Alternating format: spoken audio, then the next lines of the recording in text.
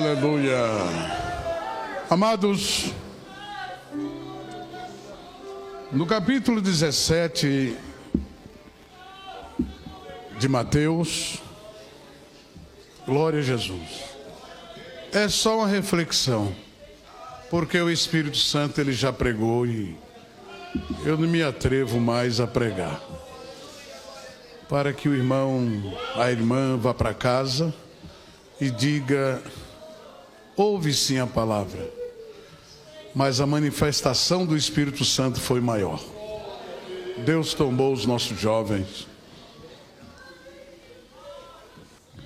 Mas me veio ao coração uma passagem, Mateus 17, verso 14, que fala sobre a cura de um lunático. Lá em Marcos, lá diz que esse jovem, esse menino, o problema dele era tão sério que o espírito que o tomou era surdo e mudo. Mas para Jesus não tem impedimento. Não tem impedimento. Embora foi uma decepção, pois para 3 discípulos, eles estavam no monte com o Senhor. Que experiência da transfiguração. Quando Jesus se transfigurou lá no monte. Pedro chegou ao ponto que disse: Senhor, queres que o Senhor quer? Nós vamos providenciar 3 cabanas. Uma para ti, outra para Moisés e outra para Elias. Que experiência. Bem, quando eles desceram do monte, que decepção para os demais discípulos que estavam lá embaixo. E conta-nos o evangelista Mateus, e quando chegaram à multidão, aproximou-se-lhe um homem, pondo-se de joelhos diante dele, dizendo: Senhor, tem misericórdia de meu filho, que ele é lunático e sofre muito, pois muitas vezes cai no fogo e muitas vezes na água. E trouxe-o aos teus discípulos e não puderam curá-lo. É muito duro isso aí. E com esse texto, se nós agora estudarmos o contexto, nós vemos discípulos ali que lamentavelmente estavam falidos na fé. A questão aqui é fé. A questão aqui era um avivamento.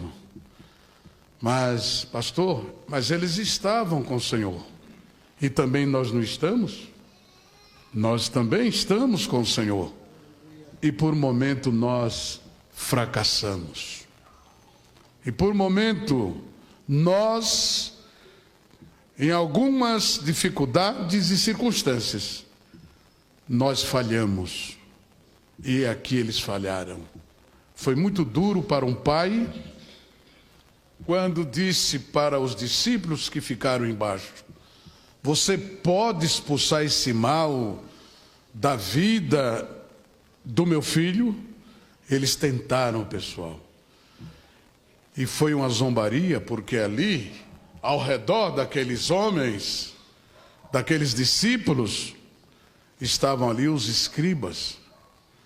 Ali tinha os doutores da lei. Ali tinha aqueles que andavam espiando os discípulos e Jesus também, só para criticá-los. só para tomar um ponto negativo. Isso aqui foi um ponto negativo. Estava precisando aqui, mas mais oração, mais jejum. E nos nossos dias não estão diferentes. Hoje, pela graça de Deus, o Senhor tem nos visitado mais uma vez. Mas, queridos, eu tenho pregado por aí afora, onde não se ouve mais um glória a Deus no culto.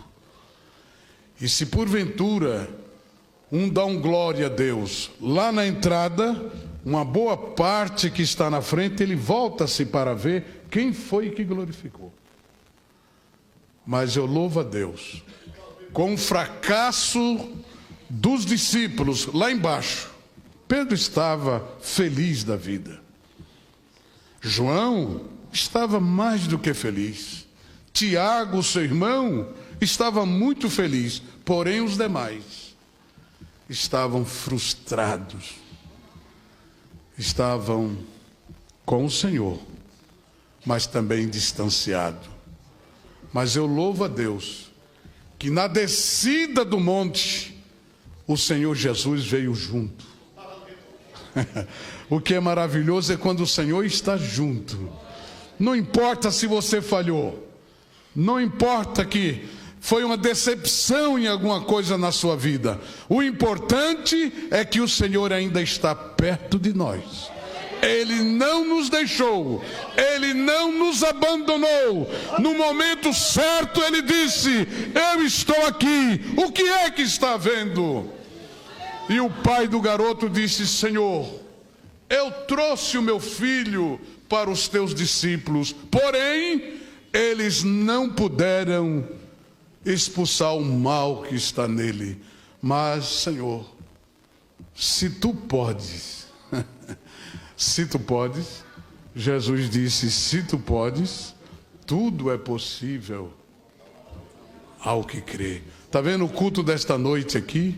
Muitos vão sair daqui diferentes. Tudo é possível ao que crê.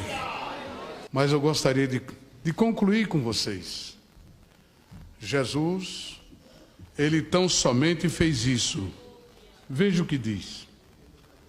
Quando o pai pediu misericórdia pelo filho, explicou a situação, que muitas vezes ele era lançado no fogo, lançado na água, e ele foi bem claro quando ele disse: eu trouxe aos teus discípulos e não puderam curá-lo. Jesus respondeu e disse: ó geração incrédula e perversa, é essa que nós estamos vivendo também, certo? Até quando estarei convosco? Até quando vos sofrerei? Quer dizer, suportarei. Até quando? Até quando? Nós já estamos vivendo esse momento que é só reclamação. É isso, é aquilo, e o Senhor vai só tolerando. E até mesmo muitos crentes. Mas aqui nós vamos fechar de uma maneira e concluir que os irmãos vão ver aonde estava o negócio. Vamos ver. E repreendeu Jesus o demônio. Então a doença do garoto era demônio que saiu dele. E desde aquela hora o menino sarou.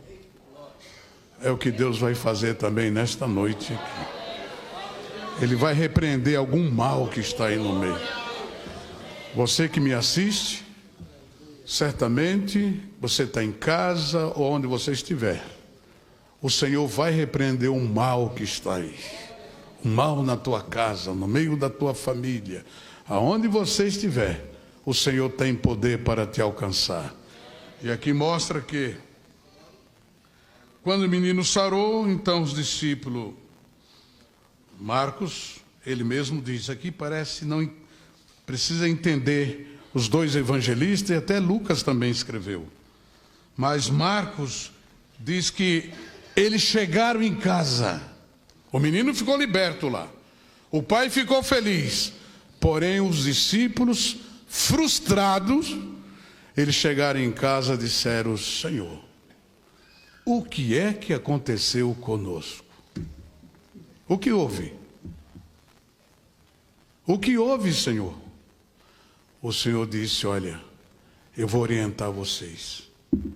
Esta casta, essa espécie de demônio, não sai senão com oração e jejum.